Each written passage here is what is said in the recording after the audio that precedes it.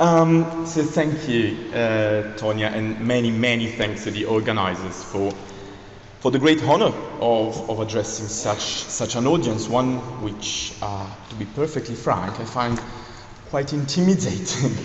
Adele mentioned role models today, and being introduced by one of these it's a lot. It's a lot. So, how you doing, LLRN6? Ready? I am the gatekeeper to your evening freedom, a well-deserved one. So let's jump straight in, shall we? So that's what's on the menu for the next couple of minutes. I know it's quite a left turn. It's quite a left turn compared to previous interventions. What can I say? Welcome to the weird zone. Most of what will I say today comes from reflections on my own research practices, and it is necessarily anecdotal and very modest, because everything about me screams modesty. I know. Also, most of what I will say today applies to the broader legal research, so to speak. Still, I am convinced that this topic is particularly relevant for us as labor lawyers. And this is because of our proximity with interdisciplinary work. This is well documented also in the work of Ruth on critical labor law, but also comes to the very foundations of our topic, which is grounded on an empirical finding and not a legal one. That is, the imbalance of power in the employment relationship. So, in my experience of the relationship with other social sciences, one which I believe is shared by many in the room, I always find it difficult to describe what do I do as a legal researcher. And when I try to summarize it, it always comes down to something like, I read a bunch of documents, I think about them very hard, and then I tell you the conclusions. This, it goes without saying, is not very satisfying. It's hardly conducive to effective research design, and it's difficult to communicate. Because of this, I have been trying to formalize a bit more what do I do. And I want to stress very strongly that this is not my contribution to the never-ending debate on the scientific nature of legal research, nor is it an attempt to strengthen the scientificity of legal research by anchoring it to some harder science. More modestly, as promised, this is an attempt at improving how we think about our own methods and how we communicate them among ourselves, to other researchers, and to other instances. For example, funding bodies. So as I see it, our research generally starts with a corpus. And this corpus, in most cases, is made up of text, documents. Be it hard law, soft law, doctrinal contributions, scientific articles. We then analyze them in a systematic way, and we identify what I call here patterns. And now patterns can be a theory, a case law, a precedent, a doctrinal debate, so on and so forth. Hardly revolutionary, I know, I won't, it is modest. So, my next line of self-questioning dealt with this middle passage, the systematic nature of our activity. Basically, I wondered, am I systematic? How? To what extent? And more importantly, how do I prove that I am systematic? How do I explain it to other researchers? And I was confronted with this question in, the context of my research. Without going into details, I was trying to understand what does European Union law mean when it uses the expression labor market. It's everywhere. What does it mean? Okay. What I could have done, let's say under the classical approach, is to read the above-mentioned bunch of documents, let's say some seminal contributions of the Court of Justice, and then think very hard about them, and then present my conclusions in a more or less persuasive way. Instead, what I tried to do is to be more systematic. So I tracked down every single use of the expression labor market in hard law of the European Union, giving me a corpus of around 1,800 paragraphs of text. And then I proceeded to label them according to some pre-established definitions of labor market. And this was done working in tandem, but separately with one of my amazing PhD students, Audrey Deverson. So here I want to leave aside this coding activity, which depends on our own, of course, research design.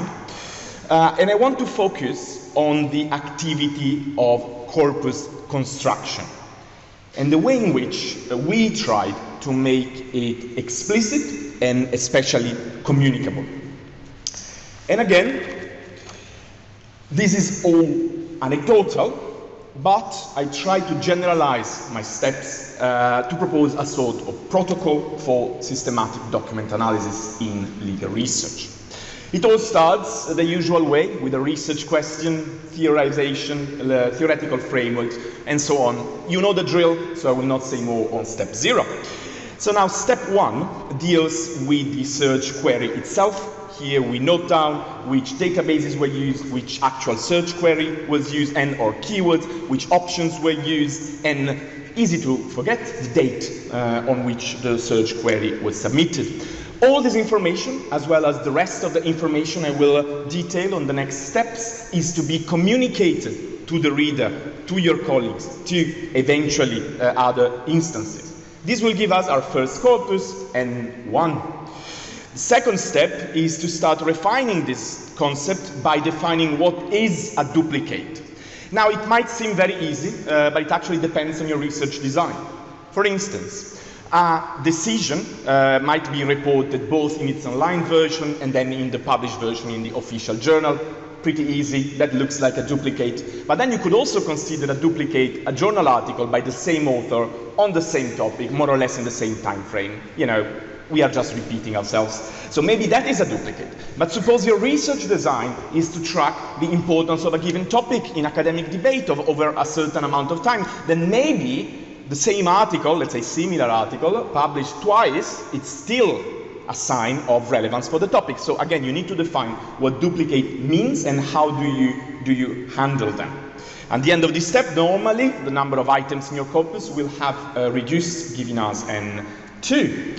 So step 3 deals with the relevance, okay? And it is meant to exclude or include items from N2 based on predefined criteria. This is still a fast passage. Here we include or exclude based on either automatable conditions like time frame, keywords, subject matter, or through an, let's say, fast pass through an abstract or a summary. Again, on the basis of the criteria you have identified for your research. So this gives us our final corpus N3. So the final corpus is where we apply our method of choice. And this could be the good old standards of legal interpretation, of course. And this leads me to an important point of this presentation. That's why it's called the good old ways, you know. Because this method is perfectly and purposely applicable to classical legal doctrinal research. Finally, in our step 5, I tried to capture what happens in the, you know, I think very hard about a bunch of documents meaning. Drawing from social sciences, I've called this step coding, but of course, it doesn't necessarily require a quantitative indicator. Let's say, for example, you have a decision of the Court of Justice where they use a test of proportionality, so it goes in the test of proportionality code, or they don't use it, so it goes in no test of proportionality. Or you have a journal article where an author says the use of geolocalization is a sign of control by the digital platform, and then you have another journal article where the different author says no, this is not a sign of control, and so on, categorizing. So this categorization operation is what will lead to your conclusions, hopefully now much better armed to communicate and explain how you got there. So this protocol might seem adapted to large bodies of items, a big corpus. But actually, it is also extremely useful when you're dealing with a small corpus. Because if you say, I have analyzed 3 decisions, this might seem really a small amount, but if you can prove through your steps in a transparent way that the whole corpus at the start was 5, well, actually you have analyzed the majority of the items in your corpus. It's a pretty comprehensive research. So it can be applied no matter the size of the corpus. It has a very important effect on ourselves, on our internal perspective, let's say, in having us confront our own choices in what we do analyze. Why have we included or excluded certain items from our corpus? And it helps face our own choices, which are often based on reputational effects, and so on and so forth. And finally, and this was actually my reasoning when I started this whole reflection, it has an effect on our external, let's say, point of view. It improves the transparency of our research. It allows our readers to better criticize us, hard, but still, looking at our steps, and it also allows some sort of reproducibility of our research, because another researcher can use the same criteria on the same database and get to the same corpus, and then maybe apply a different methodology to analyze it and build on what we have done in our research. So this is, of course, a research technique. I don't even call it a method per se. And as all techniques, it has limitations. You have to pick the right tool for the right job. One of these limitations is, of course, it basically needs digitized database. And it's easy to forget when you deal with European Union law or with case law from Supreme Courts or constitutional courts that a large set of legal data is not digitized, for instance, when you're dealing with lower courts. And this is true in many countries. Also, and to the best of our knowledge, we suffer from the absence of a centralized database of doctrinal contributions of scientific articles, leading to the need to use different database, websites from different journals and so on, which might use different options and methods for the search. When I was discussing this with my wife, the idea essentially of transplanting systematic analysis, systematic reviews from medical research into legal research. She was quite surprised when I told her, no, there is no PubMed for legal research. And finally, and I'm sure I've heard some groaning from the audience while I was describing the steps, it is, of course, more time-consuming than just read a bunch of documents, think hard about it, give the conclusions. So it is up to the researcher to evaluate whether or not this is an efficient tool, an effective tool for their own research. My last point, as I arrive at my conclusion, this is not a necessary step for this protocol, but I want to mention that there are evident synergies with more quantified tools for analysis if you build a corpus already formalized through the application of such a protocol. And I don't claim even to understand exactly all these methods. I'm just lucky to work with people who do. What I wanted to stress here is that if you use quantified synthetic variables in your coding step 5, these clearly open up possibilities of applying more quantified methods from other social sciences or other sciences in general, which can lead to both either a quantified research output or using quantified methods to direct, reinforce, and do better legal research. And that was it, really. Thank you very much to all of you for your attention. And if anything I said has you curious, I know you want to go for your dinner. As you're curious, angry, or excited for Excel spreadsheets, please get in touch. Thank you very much.